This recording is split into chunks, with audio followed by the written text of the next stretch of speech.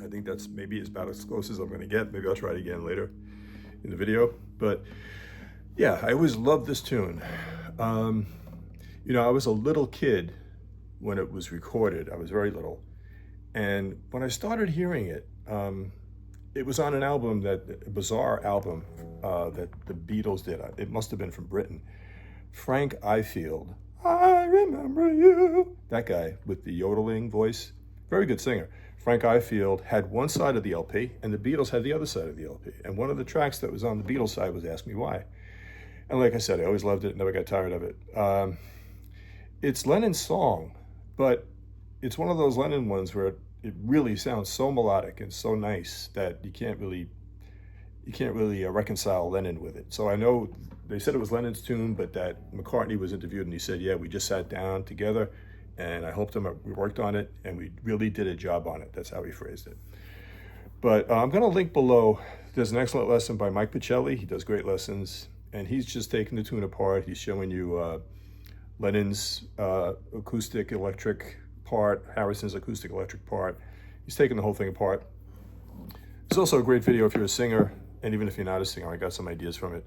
I think the guy's name, I think he's in Italy, is something like Gaiazzo Frudua. And he's got a huge YouTube channel. He's a great singer. He'll show you how to sing John's part. He'll sing George's part. He'll show you how to sing Paul's part. And it's really kind of revealing and interesting. Anyway, let's start this with just octaves. It's going to be an E octave, B octave, low B, back to E. Now we're going to play E major, cowboy, only until the second string. F sharp major to the second string. Now, I find myself doing a lot of hybrid picking on this. Let me try it again. I have to keep the lyric sheet in front of me because I get lost in the tune. I get lost in most tunes, but I really get lost in this one. I don't know why, but the lyrics sometimes can be very helpful. I don't have the lyrics memorized because after all, I've only been listening to it for about 60 years. But anyway, here we go. We already did. Now, I may be doing this, or I may sometimes strum.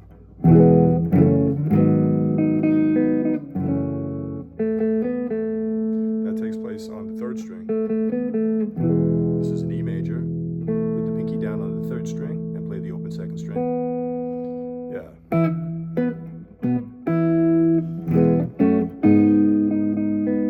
F sharp minor, E major.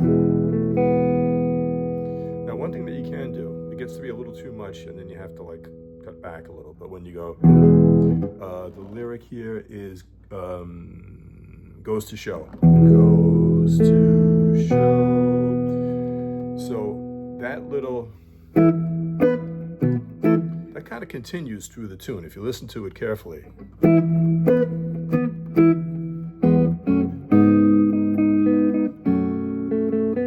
Like right here.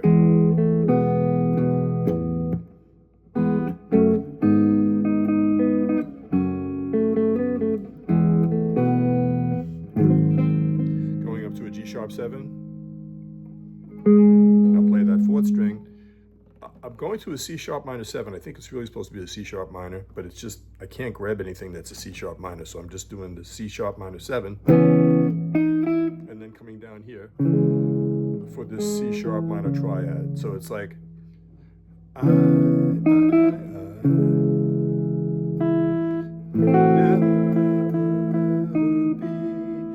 okay, so that was A minor with the 6th F sharp on top. 2nd string, D sharp, and then we come to the top 4 strings of an F sharp 9 chord.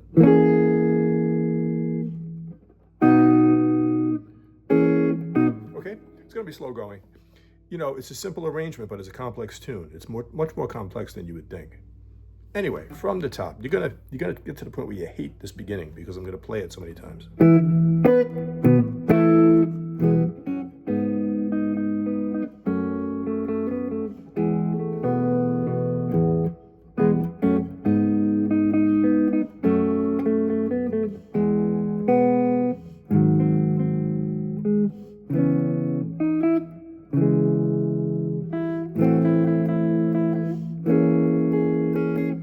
Second verse. Now you're my happiness that makes me cry. And the time you'll understand the reason why. If I cry, it's not because I'm sad, but you're the only love that I. This is A minor with the 6th, the F sharp on the 1st string. Cowboy E major all the way through. Now, flatten that 1st string so it covers strings 2 and 3. That gives you your E augmented. Now this part is good. So we're going to just do octaves. E, F sharp, G sharp, A major with the open 5th string, but the melody is here. So it's I can't, what's the lyrics? I can't believe B? Okay. I can't believe it's happened to me. I can't conceive of any more misery. Ask me why. Okay, so yeah, let's forget the bump, bump, bump, bump. Let's just go right into the vocal. And I'm going to try to maybe just sound the lyrics so we know where we are. I love you. You tell me things I want to know. And it's true. It really only goes to show that I know. G sharp 7. You put that 4th string note down. C minor 7. I'm barring strings 2, 3, and 4. I've got the pinky on the B. I've got the ring finger on the C sharp. Excuse me. Come down to this little open voice. Actually, it's closed voicing, I mean.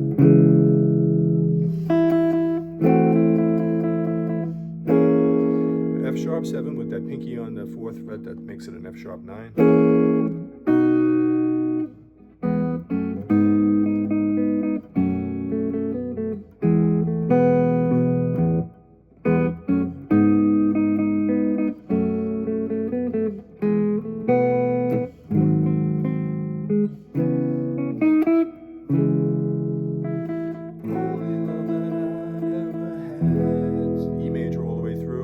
Then don't play the 1st string this time. Just flatten that 1st finger. So now you're barring strings 3 and 2 for an E augmented. What I keep forgetting to do is he does the E major. Make it a little bit lower. There's a nice little bit of that in there, like.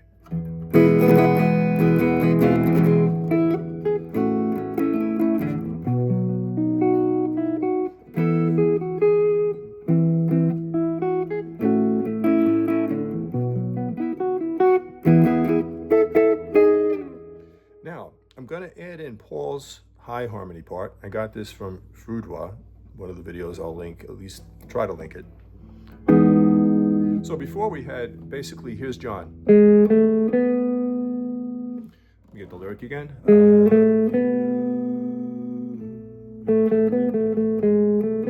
Okay, while John's doing that, here's George.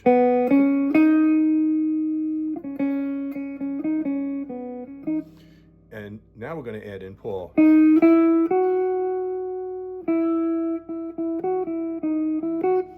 So before we only had John and George. So if I just play the bass note with strings 3 and 2, string 3 is John, string 2 is George. Try that again. That's it. Now we're going to try to throw Paul in. So what we're going to do is we're going to bar strings 2 and 3 at the 4th fret, and we're going to have the ring finger on the 4th string, 6th fret. The hybrid picking is essential here because we're not going to play the 5th string. We're going to just play those 3 notes I'm fingering and the open 6th string.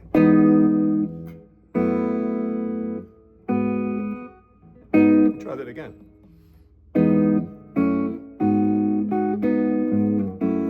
Just sounds so nice, you know.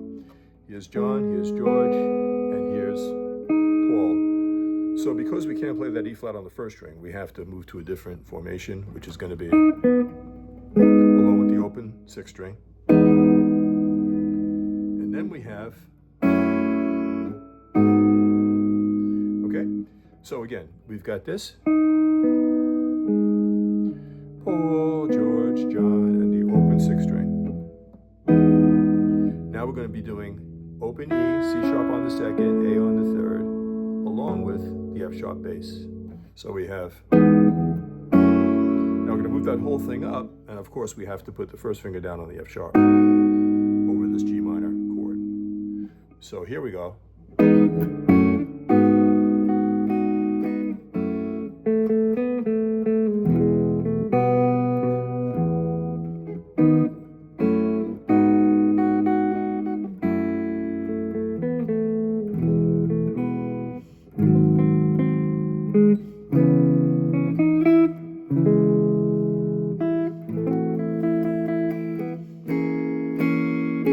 Let me see if I can finally get to the end of this tune. Okay, here we go. Ask me why I say Let me try it again, sorry. Ask me why I say I love you, and I'm always thinking of you.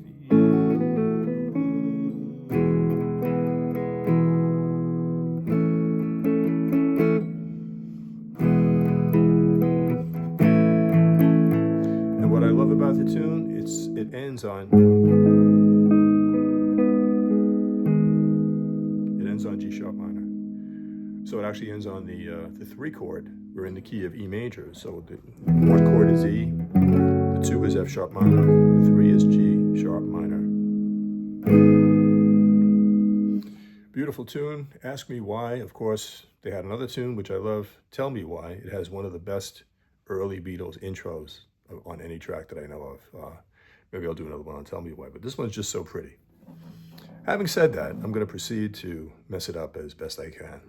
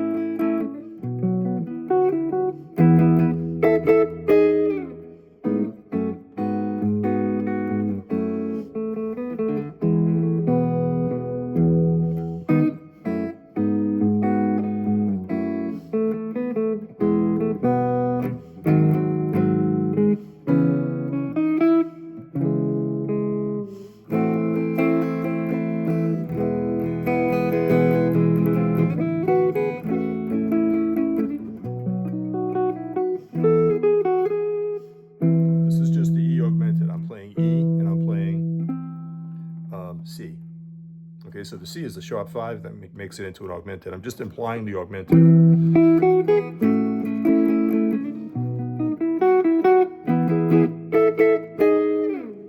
Okay, so before I drive you totally crazy with Ask Me Why, I'm going to stop there.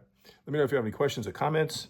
Check out the Beatles' original tune. Check out the Mike Pichelli excellent lesson that I'm going to try to link below. I don't really sing, but I might also link for you singers out there Mr. Fujiwa's excellent video. And it's just so cool when he shows you John's part, and then he comes back, he sings the same melody, but now George's harmony part and Paul's harmony part. Anyway, have fun. Hope you like the Beatles. If you haven't checked it out, you should check out this series. It's on DVD, and it might be on some streaming service somewhere. I don't have that, but it was originally a condensed version was shown on PBS, and it's called Deconstructing the Beatles. So this tune was done in November of 1962, the actual official studio version. But prior to that, they had recorded the song, or actually I should say they had performed the song with Pete Best, their original drummer. And it seems that they had performed the song 4 times on BBC radio broadcasts. But of course, ultimately, Pete was replaced with Ringo, and the official studio version has Ringo on there. But let me know what you think, and have fun. I'll talk to you next time. Have a great day.